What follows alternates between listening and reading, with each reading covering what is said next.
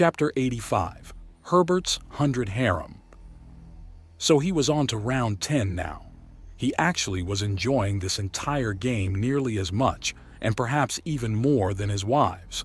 Sure, it was exhausting, but he was wearing the girls down even faster. They were finding him by scent more often than not, and he was giving them a harder and harder run for their money each time. They were even working in squads of 5 now. He raced over a rooftop and launched himself through a window in the building next to it, the window itself blasting inwards before ricocheting back into place and magnetically holding itself intact. Swing onto the ladder, up 2 floors and through the wall to land on a nearby roof before scaling the outside of the building. There are several distortions closing in, but Defenestration Nation is a fun place, and there are actually smoke bombs in little baskets here and there. Here, for instance. He grabs a trinity of smoke bombs and leaps to a nearby tree to race along a branch, and then lets himself drop and swing down a few levels as he races on the side of one of the tiered roof of one of the tower-like constructions. "We've got you," one of the girls shouts from nearby, and he slams a smoke bomb into the ground, fakes a jump by stomping, then dropping down and swinging into the overhang of the roof to brace himself against it. How did he do that? Split up. He can't have gone far. I heard him jump. Don't be fooled, he's been using more and more fake-outs all night. One of them protests, and Herbert bites back a curse. Use your noses. His pheromones will cut through the smoke clinging to him soon enough. God, this is hot. I mean, really a band of girls chasing down a man who's boiling in his hormones and only working himself into a bigger and bigger mess of heat. And keep your focus, Mitty. We need to find him first. Find nothing. Finding him's easy. It's catching the lug.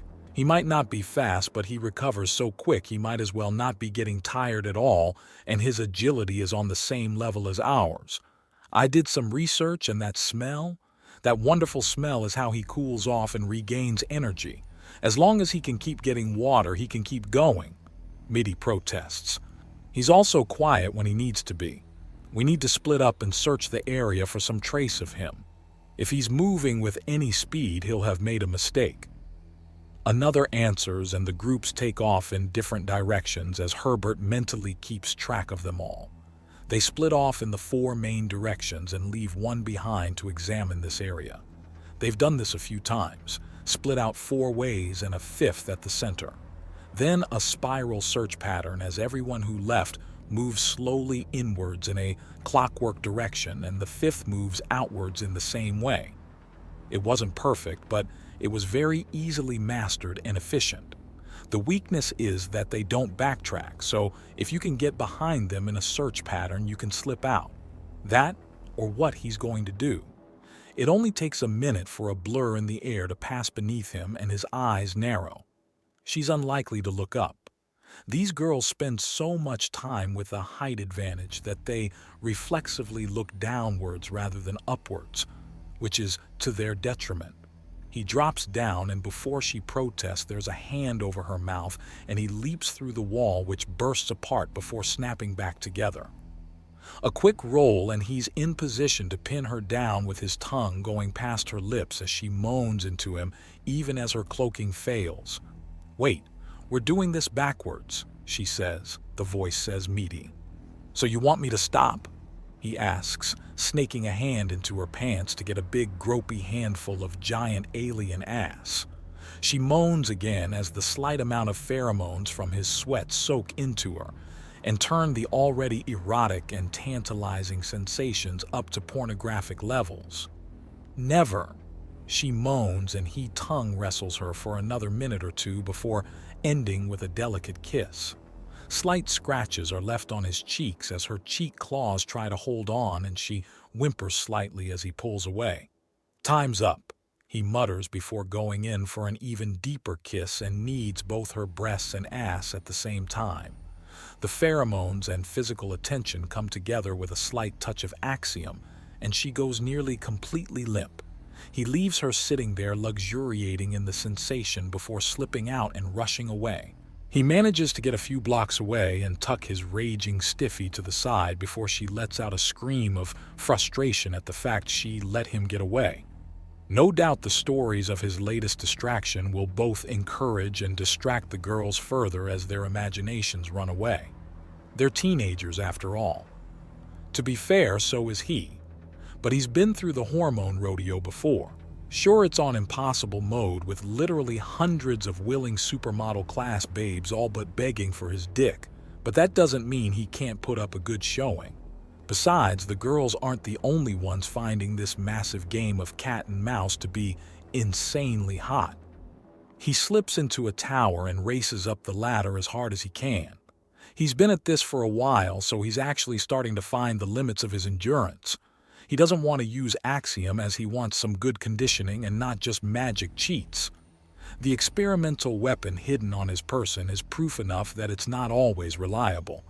He takes a few moments to catch his breath, a bit of panting to help cool him a little further and waiting for his temperature to regulate. Part of the entry fee of this place pays for all the little bits and goodies you can find, so he resolves to keep his eyes open for the next snack drop. Fruit drinks and mild snacks are packed in on places like that. His communicator goes off on the short-range bands. "Herbert." He answers immediately, all thoughts of snacks and drinks already gone. "Just a heads up, spies from the purple perceivers are incoming to see if you're still there. They'll be recording your movements and taking stock of your situation. Try not to be too human. They think you're a threat."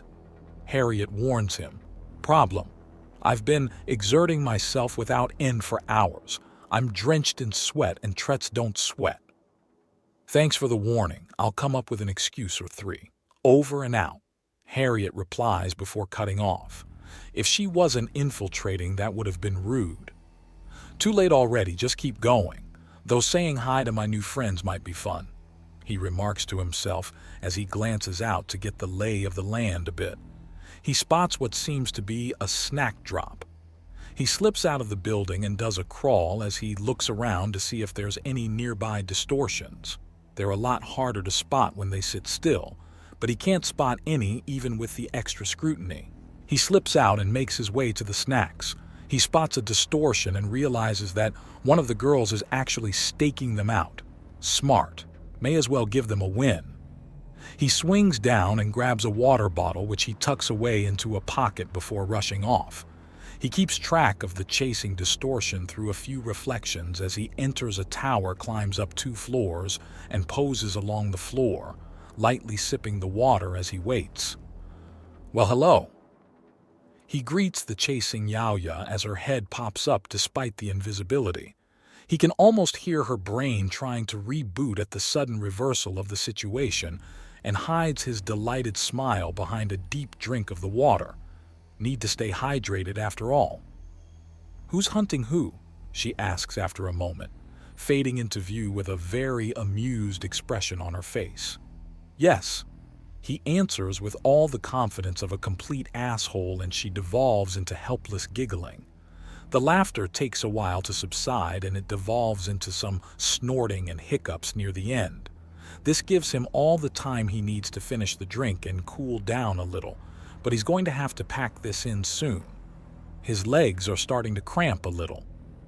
"What am I going to do with you?" she asks in amusement, and he raises an eyebrow. This sets her off into more giggles as the things running through her head are far more amusing than anything he could say. "Something like that, perhaps?" he asks, as she leans back a bit with a sigh of amusement.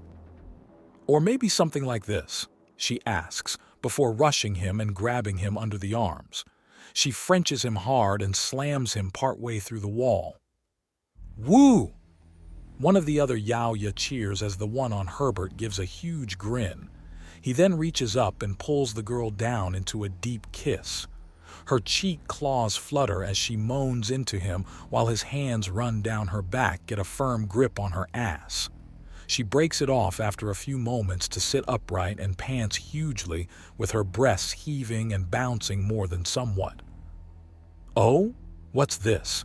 You're ready, aren't you?" she asks, and he chuckles. "You girls are gorgeous. Just ask if I want to have fun and it'll take a lot out of me to say no, he remarks with a grin. Now get down here. I only got a taste, he tells the blushing Yaoya. Then the snap-on bracelet starts beeping. Time's up? Well, nuts, he remarks as there are disappointed sighs all around. The wife straddling him scrambles off and he kips up with ease and stretches a bit. The walk back to the entrance exit of Defenestration Nation is at a sedate pace, and most of the girls are there waiting. A fair amount of them are blushing somewhat at the sight of him, and it's all he can do not to cackle at them. He spots a short-stack bee-woman watching from above with a communicator recording him and the others. Her dyed purple stripes lets him know who she's with. Thankfully, the time calmly walking has let his sweat dry off enough to not be easily seen. He then keeps an eye on her, but only out of the corner of his eye as the bracelet is turned in and he fills out a quick survey for the park. The time was excellent, but something like a trampoline, trapeze, or a massive slide might make this even more goofy fun. Maybe monkey bars. Everything filled out and everything done, the girls start swarming around him in another sort of defensive perimeter, but they actually crowd in more this time, especially from the sides. They're also more strutting than walking. His responding to their advances has clearly salved over a lot of bruised egos, and things are going just great. Still, some deep part of him can't help but be disappointed that he didn't get the chance to have fun with his more ballistic or experimental toys. He dismisses that thought as a bit of unwarranted childishness brought on by his second time through puberty. Any outing where all your rounds stay chambered is a good outing. If boring, damn it.